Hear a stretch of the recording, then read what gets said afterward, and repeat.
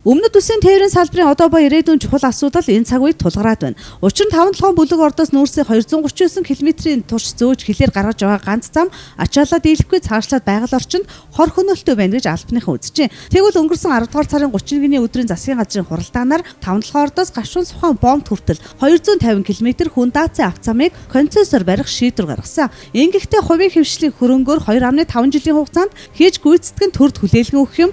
Харин нүүрсний экспортын 50-60% дангаараа тээвэрлдэг энэ автозамын чанар сайжирч байгаль орчинд хор хөнөөлөн багасна гэж төрөөс үзжээ. Мөн Өмнөгов аймгийн Хан хонгор сумын 5-7 баруун наран чиглэлийн 32 км автозамын төгсгөлөөс цагаан дэлгүүл хилийн бомб хүртэл 270 км замыг зураг төсөл боловсруулах, барих, ашиглах, шилжүүлэх нөхцлөөр ундрах хувь компанитай концессийн гэрээ байгуулсан. Төрөө санхүүгийн ямар нэгэн дэмжлэг баталгаа гаргахгүй бөгөөд компани шаардлагатай хөрөнгийг гаргах юм. Нэг талдаа параллел автозам баригдаж байгаа нь урд хөрш рүү нүүрсээ тээвэрлэх боломж бүрэн дүүрэн нээгдэж байгаа ч нөгөө талдаа энэ зам баригдсанаар төрөөс тавих хараа хяналт улам бүр эзэгдэхгүй гэсэн болгоомжлол гарч ирж байгаа юм. Учир нь одоо байгаа нүүрс тээврийн автозамын арчлал замын эвдэрлийг засахад маш их цаг хугацаа зарцуулдаг.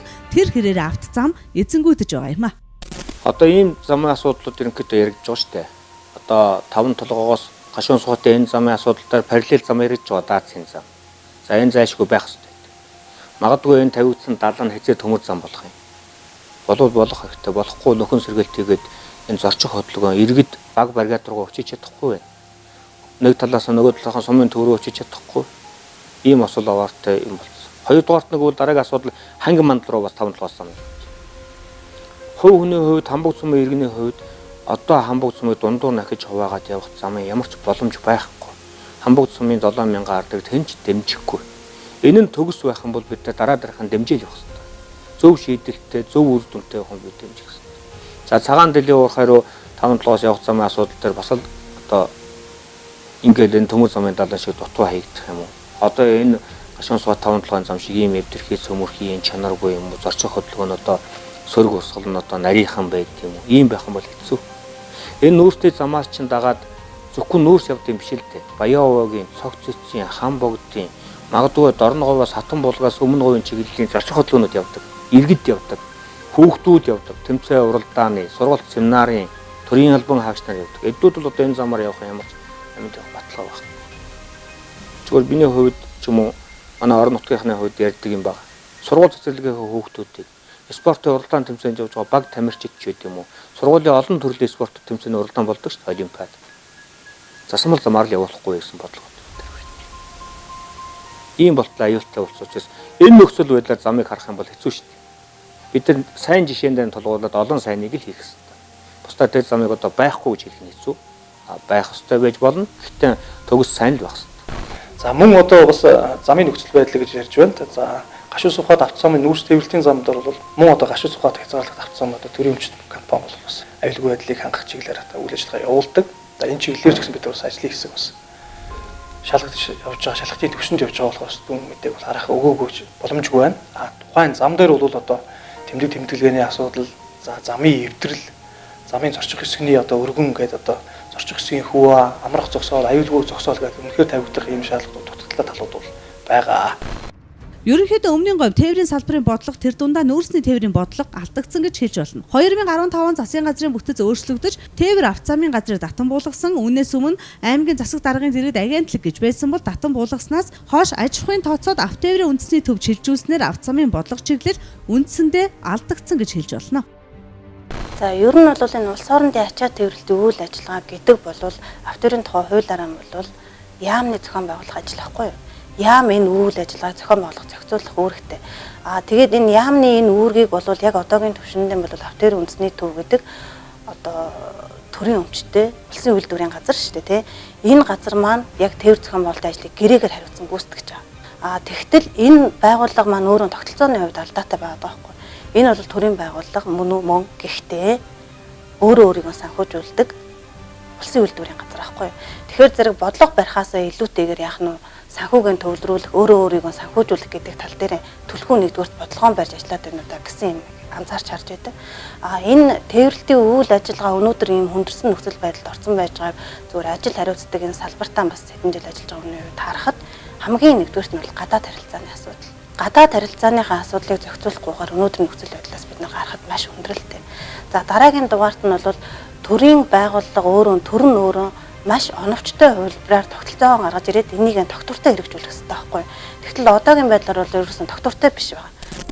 Нэг үгээр хэлэх юм бол төрөөс бодлогоо аж ахуйн нэгжийн ажлаа нэг гарт бариулснаас тээврийн салбар тэр дундаа нүүрсний тээврийн асуудал Монголын төрийн хяналтаас гарч бүгд найрамдах Хятад ард улсын олон иргэдийн гарт шилжжээ. Үүнээс ч болж олон иргэний амнаас эрсэцдэг зам дээрх осол ихээр гардаг байна. Учир нь автоэврийн үндэсний төвөөс олон улсын тээврийн ирэх авсан аж ахуйн нэгжүүд жолооч нартаа амрах байргүй шатхуудыг нь бага өгдөг. Олон хоног очир дээр зогсоочход шатхуунаач өөрсдөө мөнгөөр авах асуудал нь Монгол жолооч нар тулгамцаар байгаа юм а. Цаашлаад Монгол жолоочд дээр амь насны даатгал, нийгмийн даатгалын асуудлуудыг төлдөггүй, тээврийн нэгдсэн бодлого байдгүй гэдэг асуудал нь өнөөдөр наад захын чанарын шаардлага хангахгүй олон компаниуд дээр яригдж байгаа юм а.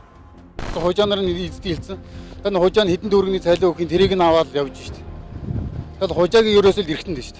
Бүх компаниуд нь одоо ерөөсөө тэр хожаагийн мэдлэлд орцсон. Бүгд нь тэгээд салиарх гэнэхгүй хожаан дараа салиарх гэхгүй манайс ч өөрсдөө мөнгөөр аваад очоо тэгээд нөгөө мөнгө төгрөгөө зарим нь өгдөг ч юм уу ч юм уу тэгээд очиж штт. Ачаа тээврийн гайгуугүй 5-10 төгрөг олчихыг л удаа л явж байна. Ямар ондоо газар очиж ажил хийгээ биднэрт ямар хийх ажил байх вэ штэ. Олон улсын ирэх аваад явж байгаа автоэврийн үндэсний төвөөс аваад ингээд ажиллаад явж байгаа нүүрс тээврийн компаниуд маань өнөөдөр шаардлага хангасан компани маш цөөхөн байдаг. Гараад эзэнтэй. Дээр нь одоо энэ ажилчдын ажиллаж амрах орчин бүрдүүлээгүй. Ажил амралтын гормыг нь одоо бас тохируулдаггүй. Өдөржин шүнжин очирж зам дээр очирж байгаа. Шүн одоо ачаал багс үеэр таталт явуулах ч юм уу. Ингээр зэрэг нөгөө тухайн жолоочдод ажиллах амрах ямар ч нөхцөл болцоогүй. За ингэснээр бол зоны хөдөлгөөний одоо осол аваар гарах юм бол байнга ингээд. Энэ бүгдээс хараад байхад шинээр зам байгуулж болно. Гэхдээ засгийн газар тээврийн бодлогын хэрэгжүүлж агентлаг байгуулж бодлого аж ахуй нэгж хоёроос салгах цаг нэгэнт болжээ. Тэр тусмаа стратегийн гол бүс нутаг болсон Өмнөгов аймаг тээврийн агентлагийн салбар байгуулагдаж онцгой үүрэгтэй ажиллах ёстой. Нэг үгээр хэлбэл аж ахуйн тооцоод автоэврийн үндэсний төв тээврийн салбарын бодлого биш замын давтар хураамжинд л голчлон анхаарлаа хандуулсаар байгаа юм а. Тэгэхгүй бол олон мянган хүний амнаас хариуцж байгаа автозамын засварын асуудлаа гэхэд бүтэн жил тойрон яригддаг байна. За замын нийтээ асфальтын хүчилтэй өргөн бол 8 м. За тэгээд үндсэндээ бол хүн даацсан автомашины хоорондоо зүрх тохиолдолд бол толиноос толины хооронд хоёр автомашины хооронд бол 1.20 см ийм богинохон зайтай байдаг. Үнэхээр бол замын зорчих хэсгийн хүчил. За асфальтын хүчилтэй зам бол үнэхээр нарийн хэсэг байдаг. За үүнтэй бол бас нэг яг зам засварын хариуцсан тодорхой нэгж байдгүй. За байсан ч одоо бас тодорхой замын арчлалт хамгаалтанд одоо бас шалгуулт нь сонгон шалгуулт бас тодорхой хугацаа өгдөг. Бас тэгээд тухайн яг практиктээр бол зам бол үндсэндээ бол 1 жил юм уу жил гарны дараа бас зам арчлалт засварлж дуусах жишээ нэг ийм одоо практикууд бол байгаа. Өнөөдөр Өмнөгов аймаг дахь тээврийн замын бодлого чиглэлийг хариуцсан үйл ажиллагаа явуулж байгаа төрийн үйлчлэгээ алга байна гэж хэлж болно. Мөн олон улсын тээврийн сий зөвшөөрлөгч бас хууль бусаар хятадын компаниудад дамлан олгодог мэдээллийн нэрээ нууцлсан жолооч нар өгч байсан юм а. Үндсэн үнэ нь 90 мянган төгрөгийн үнэтэй тусгай зөвшөөрлийн бичиг 1 сая төгрөгт хүрдэг байна. Цаашлаа тээврийн салбар энэ хэвээрээ байвал Монгол улсын нүүрсний зах зээлч бас тэр хэвээрээ хумигдхан дамжиггүй юм а. Өнөөдөр нүүрс тээврийн салбарт үйл ажиллагаа явуулж байгаа 162 аж ахуй нэгжийн цөөн хувийг Монголын үндэсний компаниуд эзэлж байна. Тэднийг дурдах юм бол 5 толгой тээвэр нэгтгэл, Өмнөгов тээвэр нэгтгэл юм а. Үндэсний компаниуд өнөөдөр тээврийн нэгдсэн бодлого цаашлаад хэрэгтэй гэдгийг сануулж байна. Ярилцж үзсэн Монгол компаниуд одоо автоэврийн үндэсний төв за гашуун сухад автозам руу бид нар ч одоо хүсэлт юмнууд бол байнга өгч байгаа шүү дээ. Тэгээ хамтарч ажиллагээд одоохондоо бас нэг ойлголцохгүй байгаа юм болов уу гэж боддөө. Тэрнээс биш хамтраад ингээд явхад бол бүх гэрээ автоэврийн үндэсний төвтэй манайх бол гэрээгээ хийж явж байгаа. Гашуун сухад автозамтайгаа гэрээгээ хийж явж байгаа. Гэрээгээ л ингээд явж байгаа. Тэрнээс одоо яг энэ зам дээр ийм юм хий. Одоо камер жуулъя тийм ээ. Одоо ойрхон хяналт шалгалт гаргадаг болгоо автоэврийн үнэхээр байцаагч нар хөрөлцөхгүй. Үндэсний тээврийн компаниуд өнөөдөр жолооч нартай нийгмийн даатгалын шимтгэлийг нь төлдөг. Амрах байртай автомашиныг ч гэсэн бүрэн бүтэн үйл ажиллагааг нь явуулж байгаа юм а. Тэгвэл бүгд найрамдах Хятад ард улсын зарим компаниуд огт амрах байр байхгүй зүгээр л зам дээр гаргаад л нүүрсээ зөө хэмээн хэлж явуулаад байгаагаас нь болж зам дээр осол аваар гарах нөхцөл байдал бүрдсээр байгаа юм а. Өмнөгов аймгийн өөрийн компани буюу одоо нэг хэдэн нэр өхий одоо яг үйл ажиллагаа явж байгаа нутгийн сайхан залуучууд байна л да. Жишээлбэл одоо энэ сумнаас 25 км тавьчих энэ 25 дараа одоо ингээд бүр кемп байна байрлуулсан өдөө төдий хүний амьдрал ахыг одоо сайжруулахаар одоо өчнөө одоо жолооч нар түүний ар гэр өөр хүүхдийг одоо сайжруулахаар өчнөө одоо зориг тавиад ажилтсан бүр өдөржнөө хөрөнгөө усгаад ингээд кемп бариад ингээд ажиллаж байгаа хүмүүс бол зөндөө байна. Үүний хажуугаар зөндөө юу одоо ямар ч кемпгүйгээр бүр тэр үтгэл ухаалтай хөрөнгө оруулалтаар нэг хэдхэн тонны машин оруулж ирчээд тэрнийг одоо бүр нэг том компанитай болцсон мэт үзэл одоо энэ замын даацсан дээр манай энэ орон нутагт ч гэж ямар ч тийм одоо орлого ашиг нь байд юм уу харагдд юм уу хүү мө ингэж явж байгаа судалж бас олон л байгаа юм шиг байгаа ер нь хараад байгаа. Хамгийн гол нь энэ бүх гарч байгаа асуудлыг зэгцэж тээврийн салбарын бодлого чиглэлийг тодорхойлохын тулд олон зам барих шийдвэр чухал биш юм. Хамгийн гол нь тээврийн салбарыг зангидах үүрэг чиглэлийг тухайн орон нутагт нь өгчих хэрэгтэй байна. Тэгэхгүй бол өнөөдөр зам дээр гарсан жаахан засвар жил бол засагддаг хууль бусаар бүрэн бус тээврийн хэрэгслүүд нь зөвшөөрлөө өндөр үнээр худалдан авч бусаддаа шилжүүлдэг зэрэг асуудлууд нэгэн зэрэг шийдэгдэх боломжтой юм а. Хамгийн гол үр дүнд нь хүний аймнаас эрүүл мэнд хохирохгүй байх цаашлаад орон нутаг өөрөө автозамын арчлал тэмдэг тэмдэглэгээ бодлого чиглэлийг зангидаад явах бүрэн боломжтой юм а. Ингэснээр замын насжилт сайжрах, бүрэн бүтэн тээврийн хэрэгсэл хөдөлгөөнд оролцох, жирийн иргэд ай хаюулгүй замаараа зорчих боломж нэг ёсондоо бүрдэж эхлэх юм а. Энэ замаар бүх хүмүүс ойлгож байгаа. Энэ зам шиг л зам болно гэж ойлгоо. Чи ингэ талах хэрчиж байгаа шиг өмнө говийг ингэ 7 хуваачдаг шин. Цогццгийн 5 толгой цогццгээс 70 зам дотор Улаанбаатараас 70 зам руу явсан автозам руу цогццгээс холбогдчих юм бол энэ чинь Алтан булгаас Гашуун Сухатын бовдод Монгол орны босоо тэнхилгийн зам байна.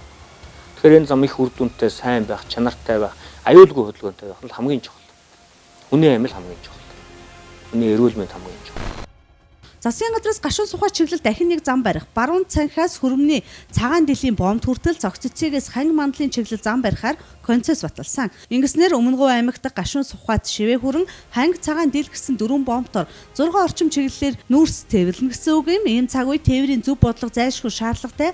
Тэгэхгүй бол энэ бүхний төлөөс нь олон мянган монгол залуусын амь нас байхыг үгүйсэх аргагүй юм а. Даан ганц өөрийгөө санхүүжүүлэх ажил хийж байгаа автоэрийн үндэсний төвч бас олон замын асуудал дээр хүүг хүчин хүрхгүй тодорхой цаашлаа зөв бодлогондор сайн чанарын автозамаар нүүрс тээвэрлэж чадах юм бол эдийн засагтч өрөөгөөчтэй зам дагсан үндэсний аж ахуй нэгжүүдэд дэмжсэн үйл ажиллагаа болох нь дамжиггүй юм а.